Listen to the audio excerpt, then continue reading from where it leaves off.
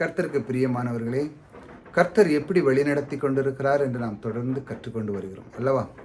தேவன் நம்மை வழிநடத்துகிற விதத்தை நாம் அறியும் பொழுது, அவர் நம்மேல் எந்த அளவு பிரியமாக இருக்கிறார் என்ற அளவு அறியும் பொழுது நம்முடைய உள்ளம் பரவசம், உற்சாகத்தை தூண்டும். ஆகையால் இந்த நாளில் அவர் உங்களை எப்படி வழிநடத்துகிறார், வார்த்தை உங்கள் உள்ளத்தில் எப்படி விதைக்கிறார் இன்னைக்கு பார்ப்போம். ஆகையால் தேவன் சொல்லுகிறார், நீ சில காரியங்களாக சிக்கொண்டு இருக்கிற சில விஷயங்கள் உனக்கு தேவைப்படுது, அதை பூர்த்தி பண்ணதற்கான சந்தர்ப்பங்கள் சூழ்நிலைகள் எனக்கு கிடைக்காம இருக்க அதற்கான தேவையானது பொருளாதாரம் இல்லாமல் பின்தங்கி இருக்கிறேன். இந்த பொருளாதாரத்தில் இருந்து நான் அதாவது இன்னும் முன்னேறணும் அப்படின்னா நான் என்ன பண்ணேன் அப்படின்னு நிறைய பேருக்கு கேள்வி இருக்குது இல்லையா? நிறைய பேர் சர்ச்சுக்கு போவாங்க, வாங்குவாங்க, எல்லாம் செய்வாங்க. ஆனால் பொருளாதாரத்தில் ரொம்ப பின்தங்கி இருப்பாங்க. யார்கிட்டையும் மற்ற நாளில் கடன் கேட்பாங்க, மற்ற விஷயமாக கேட்டு இது அறியாதனால தான் பின்தங்கி இருக்கிறாங்க. எது? தேவனுடைய பிரமாணத்தை, பணத்தை எப்படி நாம் அறுவடை பண்ணுவது, பணத்தை நாம் எப்படி அதிகமாக்குவது, பணத்தை நம் வீட்டிலே சேவன் சொல்லுகிற திராட்சரசமும் மாவும் உருண்டோடும் சொல்லியிருக்காரு. அது எப்படி உருண்டோடும்? வார்த்தை நீங்கள் சொல்லுறீங்க, அது இருக்குது, எல்லாம் படிக்கிறீங்க. ஆனால் என் வீட்டில் இல்லையே, ஆனால் நான் அதுக்கு என்ன பண்ணணும்? அப்போ நம்மக்கிட்ட தான் குறை இருக்குது, நம்ம தான் ஒன்று அறியாமல் இருக்கிறோம். இந்த அறியாம தன்மை தான் நம்மளை கீழாக போக்கிறது. நாம் அறிந்து கொள்வது எப்படி? சத்தியத்தை அறியுங்கள், சத்தியம் உங்களை விடுதலையாக்கும். அப்படி தானே? நீங்கள் என்றைக்கு சத்தியத்தை அறிய நீங்கள் ஆர்வமாக இருக்கீங்களோ அன்றைக்கி தான் உங்களுக்கு விடுதலை கிடைக்கும். எல்லாத்துலேயுமே விடுதலை கிடைக்கும். நீங்கள் நினைக்கலாம், எனக்கு பணத்திலேருந்து நான் இதிலேருந்து விடுதலை ஆகணும், அதாவது இதிலேருந்து நான் இன்னும் அதிகமான ஒரு சம்பாதிக்க வேணும், எனக்கு முடியாமல் ஒரு சூழ்நிலை இருக்குது, இதிலேருந்து விடுதலையாகி இன்னும் அதிகமாக சம்பாதிக்கிறவிட ஞானத்தை எனக்கு தாரும் ஆண்டவர், இதிலேருந்து நான் எப்படி பண்ண அப்படின்னு நீங்கள் உங்களுடைய உள்ளம் கேட்குது இல்லையா? ஆக தேவன் அதைத்தான் உங்களுக்கு கற்றுக் கொடுக்குற இந்த நாளில் பாருங்கள், அவர் எப்படி வழி நடத்துகிறார் பாருங்கள். இந்த உலகத்தில் சில பிரமாணத்தின் அடிப்படையில் தான் இயங்கி கொண்டு இருக்கிறது. அப்படி தான் தேவன் வச்சிருக்கிறார். அது உங்களுக்கு மட்டுமல்ல, எல்லாருக்குமே அதுதான். எனக்கு மட்டும்தான், எல்லாருக்குமே தேவன் வைத்த பிரமாணம் வேலை செய்யும். இதில் என்னென்னா, நீங்கள் கஷ்டத்தில் இருக்கீங்க, இப்போ உங்களுக்கு ஒரு சில காரியங்கள் செய்ய வேண்டியிருக்கு, அதற்கு பொருளாதாரத்தில் நீங்கள் பின்தங்கி இருக்கீங்க. நீங்கள் யார்கிட்ட போய் கடன் கேட்பீங்க? எத்தனை முறை தான் அவங்க கேட்டாலும் அவங்க மூஞ்சி சொல்லிக்க போகிறாங்க, என்ன இவர் மாதம் கேட்குறாரு, என்ன செய்ய இவர்கிட்ட அப்படின்னு சொல்லி மாதம் கேட்டாலும் அவரும் அதை பற்றி சொல்ல மாட்டார். எப்படி சம்பாதிக்கணும், வாங்கணும்னு சொல்ல மாட்டார். கடன் வந்தால் கடத்தை கொடுத்துட்டு அதில் துறை போயிடுவார். அவங்க உள்ள சொல்ல மாட்டார். அவங்க எப்படி முன்னேறணும், எப்படி பணம் இருக்குது, உங்கள்கிட்ட எப்படி இருந்து நீங்கள் எப்படி சேமிச்சிங்க, ஒன்றும் யாரும் கற்றுக் கொடுக்க மாட்டாங்க இந்த உலகத்தில். ஆனால் நம் தேவன் பாருங்கள், நம்ம தேடி அவர் எப்படி வழி நடத்துகிறார் பாருங்கள். உங்களுடைய வாழ்க்கையே அவர் எப்போதும் கீழே இருந்து மேலே உயர்த்ததே அவர் கங்கணம் கட்டிகிட்டு இருக்காரு. உங்களுடைய வாழ்க்கையை பாருங்கள், இன்றைக்கி இருக்கீங்க, நீங்கள் சூழ்நிலை இருக்குன்னு வச்சாங்களா, உங்களால் முடியல, ஒரு பொருளாதாரத்தில் நீங்கள் ஒரு அண்ணன் தம்பிக்கு உதவ முடியல, இல்லை அக்கா தங்கச்சிக்கு ஒரு உதவ முடியல, இந்த மாதிரி ஒரு நண்பர்கள் கேட்டான ஒரு 1000-2000 கொடுக்க முடியல, இப்படி சூழ்நிலையில் நிறைய இருக்காங்க இல்லையா? இப்போ நீங்கள் பார்த்துட்ருக்கீங்க, நீங்களும் அந்த மாதிரி இருக்கலாம், அந்த சூழ்நிலையில் இருக்கலாம். ஆனால் தேவன் இதிலிருந்து எல்லாருக்கும் உதவுவண்ணமாக உங்களை ஒரு பிரமாணத்தின் அடிப்படையில் வைத்திருக்கிற அந்த பிரமாணத்தை நீங்கள் அறிஞ்சிட்டு வச்சிங்களா, உங்களுடைய வாழ்க்கை மிக சிறப்பாக இருக்கும். அந்த பிரமாணத்தை நாம் இன்னைக்கு பார்ப்போம். அந்த பிரமாணம் என்ன? விதைப்பு அறுப்புங்கிற பிரமாணம். விதைப்பு அறுப்புன்னொடனே நிறைய பேருக்கு புரியாது. இப்போ சிட்டி சைடில் என்னன்னே நிறைய பேருக்கு இங்கிலீஷ் தான் பேசுறது, தமிழே பேச தெரியாது. விதைப்பு அறுப்புங்கிறாங்க. விதைப்பு அறுப்புனா என்னங்க? அப்படி விதைனா என்னன்னு தெரியாது, அறுப்புனா என்னன்னு தெரியாது. அது அந்த விவசாயிகளுக்கு தான் தெரியும், விதைப்பு அறுப்பு. இப்போ நீங்கள் விவசாயிகிட்ட போய் கேட்டிங்கன்னா அவங்களுக்கு விதை நெல் அப்படின்னு வச்சுருப்பாங்க, விதை கடலை, விதைக்குள்ளே பருத்தி, எல்லாமே அந்த மரம் செடிகளுக்குள்ளே எல்லாமே ஒரு விதை உண்டு. இந்த விதை என்ன பண்ணுறாங்கன்னா அவங்க வச்சுருப்பாங்க, அதாவது அந்த ஒரு குறிப்பிட்ட காலம் வரும், மழை காலம் வரும்போது அதை விதைப்பாங்க.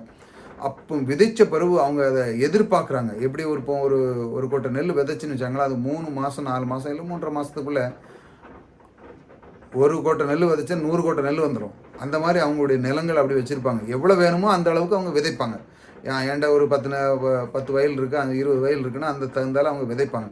அப்படி தான் விவசாயி, விதைப்பு அறுப்பு. இந்த பிரமாணத்தை தேவன் இந்த பூமியில் வச்சுட்டார். எப்படின்னா, அவன் கொஞ்சம் தான் விதைக்கான், ஆனால் அவனுக்கு நிறைய கிடைக்க பாருங்கள். இந்த பூமியில் அந்த பிரமாணம் பாருங்கள், பெருக்கத்தை கொடுக்கு. தேவன் பெருக்கத்தின் தேவன்க. எழுதி வச்சாங்க உங்கள் புக்கில், என் தேவன் பெருக்கத்தின் தேவன், என்னை கைவிடாதவர், நான் யாருக்குமே உதவ முடியாமல் இருக்க மாட்டேன், அம்மா அப்பாவுக்கு சொந்த பந்தங்களுக்கு மற்றவங்கள்ட்ட கடன் கேட்க மாட்டேன், நானே எல்லாத்துக்கும் சென்று உதவுற அளவுக்கு என்னை வைக்கிற பெருக்கத்தின் தேவன் எனக்குள்ளே இருக்கிறார் அப்படின்னு சொல்லி உங்களுடைய வார்த்தை தினம் காலையில் எந்திரிச்ச உடனே, பெட்லேருந்து எந்திரிச்ச உடனே இதைத்தான் சொல்லணும். இல்லை நிறைய பேர் என்ன பெட்லேருந்து எந்திரிச்சோன்னா வாட்ஸ்அப்பில் என்ன ஸ்டேட்டஸ் இருக்குது, அது இருக்குது, இது இருக்குது பார்த்துட்ருக்கேன். தேவனுடைய வார்த்தை உங்கள் வாயில் வருதா, அப்போ தான் நீங்கள் மறுமலர்ச்சி ஆக முடியும், உங்களுடைய வாழ்க்கை மாற முடியும். தேவனை நான் எந்த அளவுக்கு நேசிக்கிறேன், தேவனை ஒவ்வொரு நாள் இரவும் பகலும் தியானிக்கிற மனுஷன் பாக்கியவான் போட்டிருக்கு.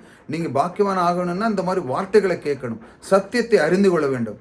இப்படி அதன் விதைப்பு அறுப்புங்கிறது தேவன் என்ன பண்ணுகிறார், பணத்தையும் விதை என்று சொல்லிவிட்டார். நன்றாக எழுதி வைத்துக் கொள்ளுங்கள். தேவன் இந்த மரம் செடி கொடிகளை ஆதியாமத்தில் படைக்கும் போது அதை அதன் விதையை தன் கனிகளை கொடுக்க வேண்டும் அப்படின்னு சொல்லி அதை பிறப்பித்த அந்த தேவன் இந்த பணத்தையும் அவர் விதை என்றே சொல்லிவிட்டார். இது மனசில் வச்சுக்காங்க, பணமும் விதை. இப்போ நீங்கள் என்ன பண்ணுவீங்க, விவசாயி எப்படி அவன் 1 கோட்டை நெல் அடித்து 1000 கோட்டா இருக்கான், இல்லைன்னா 10 கோட்டை நெல் 1000 கோட்டா இருக்குது, எப்படி ஒரு சில மானியங்கள் அதிகமாக கிடைக்கும். அதே போல் உங்களுடைய பணத்தை நீங்கள் விதைக்கணும்.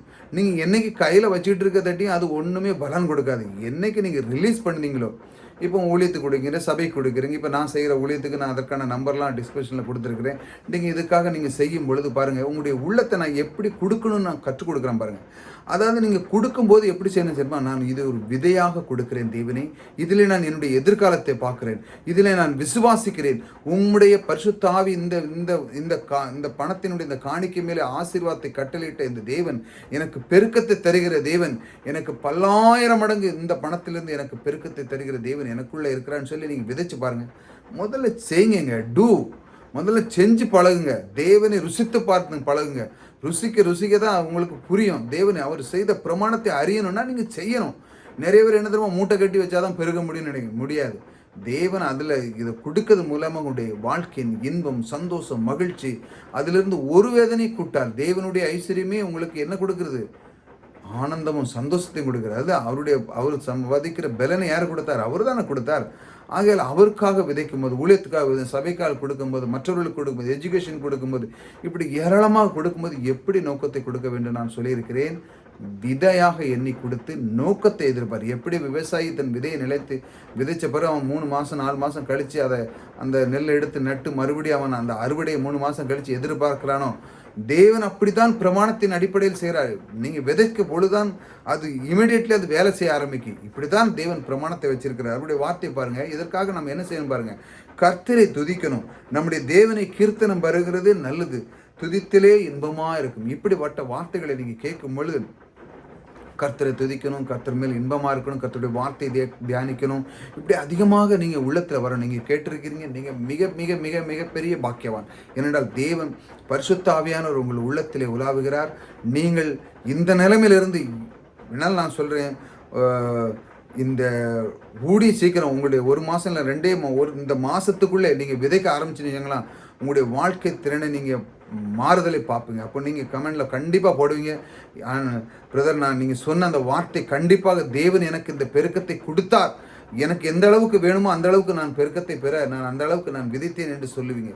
அந்த அளவுக்கு நீங்கள் விதைக்க வேண்டும். அதற்காக தான் நான் அந்த இடத்துல நான் நம்பர் கொடுத்துருக்கிறேன். அந்த பாருங்கள், உங்களால் எந்த அளவு விதைக்கும் அந்த அளவு நீங்கள் விதைங்க. சத்தியத்தை அறிந்திருக்கீங்க, தேவன் கொடுத்திருக்கிற அந்த சத்தியத்தை, ஆக சத்தியத்துக்காக நீங்கள் அது உங்களை விடுதலையாக்கும். ஆக அதை நீங்கள் அது ருசிக்க பொழுது நீங்கள் அதனுடைய பலனை காங்கும் பொழுது நீங்கள் அதை கண்டிப்பாக விதைப்பீங்க.